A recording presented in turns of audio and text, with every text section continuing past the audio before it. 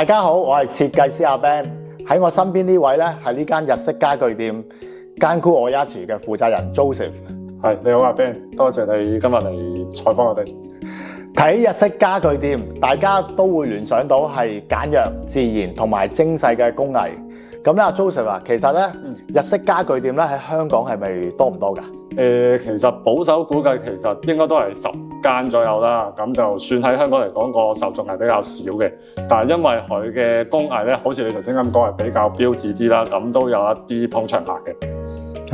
咁其實咧，你哋個名都好特別喎，叫間菇 Oyachi，其實係點解咧？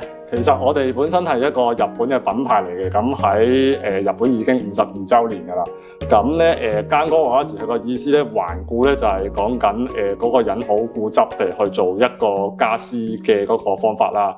Oyachi咧其實係講緊譯翻就係爸爸啦，其實就係我哋呢個品牌嘅而家呢位社長嘅去俾佢爸爸嘅一個稱呼啦。咁就去形成咗做一個好對於家具好有要求嘅一個品牌，咁就成為咗間菇 Oyachi就係我哋個品牌咁樣。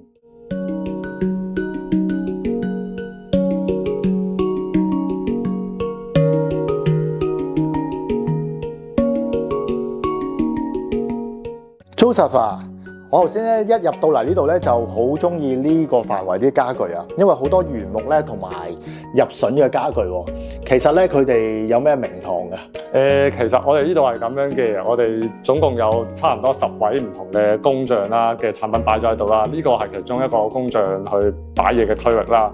咁佢主要就係用原木嚟去做家私啦，同埋你會見到佢比較厚重啲嘅。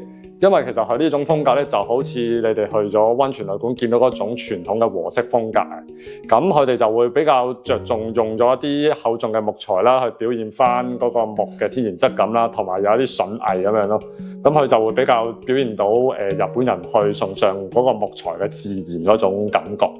係啦，咁譬如好似呢一個櫃咁樣啦，你會見到咧，如果喺就咁睇落去咧，佢都會見到有啲立體嘅感覺啦，同埋啲燈光打落去嘅時候咧，會令到啲木材嗰個紋理好似浮咗出嚟咁樣啦。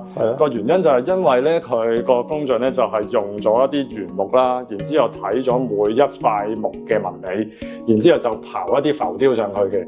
咁佢就會見到，譬如有一啲紋理咧，佢又想特別係做得突出啲嘅時候咧，佢就唔刨嗰個位置。咁然之後咧，有一啲位置咧，可能佢唔想突顯出嚟嘅，佢就會刨深啲，令到咧當燈光打落去嘅時候咧，佢就會係好似一個立體咁樣表現咗出嚟咯。咁呢啲就係一啲手工嘅表現，就係啲機模仿唔到嘅，所以佢就用呢個方法嚟去表現翻佢嘅家私同埋木材本身個天然質感咁樣嘅。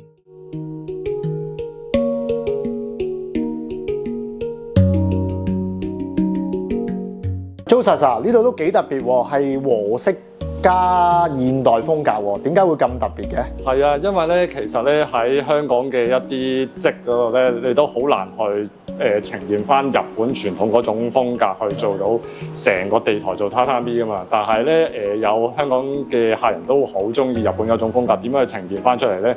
我哋個諗法就係個地台啦，但係上面做咗個榻榻米咯。佢既係可以作為一個休閒嘅空間啦，但係你都可以有陣時，如果你真係想瞓喺度嗰陣時，你就當一張床咁樣去用嘅。咁你會見到除咗就係嗰個榻榻米嘅風格之外咧，你會見到有一啲歐式嘅 sofa 咁樣啦，都係日本去做嘅。但係日本人去做嗰陣時，就將佢作為一個亞洲人嘅體型，將個歐洲design 嘅 sofa 縮翻晒，係我哋坐咗落去咧都啱我哋亞洲人嗰個感覺嘅。咁就將呢兩樣嘢融合喺一齊。係啊，其實呢啲設計方法都幾好，等我用翻入我啲 design 裏邊。係好啊，得唔得？多係啊，參考一下。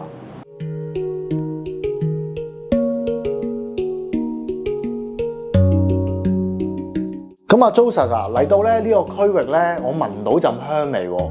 其實咧呢啲係咪啲木嘅香味嚟㗎？係啊，呢個木嘅香味咧，其實佢係用咗一啲日本去土生嘅木材，叫做九州嘅楠木去種出嚟嘅樹啦，去做咗呢啲家私啦。咁楠木咧，佢本身就係有一個樟腦嘅成分，佢可以驅蟲嘅，所以你聞到呢個味咧，就係佢本身木材嘅味道嚟嘅。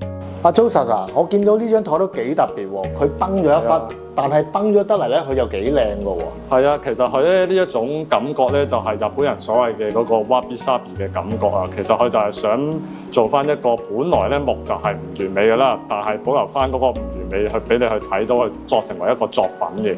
咁其實佢係可以做到齊咗冇呢個缺口都得嘅，但係佢就特登係咁樣做，去俾你去感受到佢嗰個手工嗰個魅力咯。係啊，呢個就係你頭先同我講嘅唔完美嗰個審美觀啊。係啦，日本人係有呢種嘅審美觀。明白。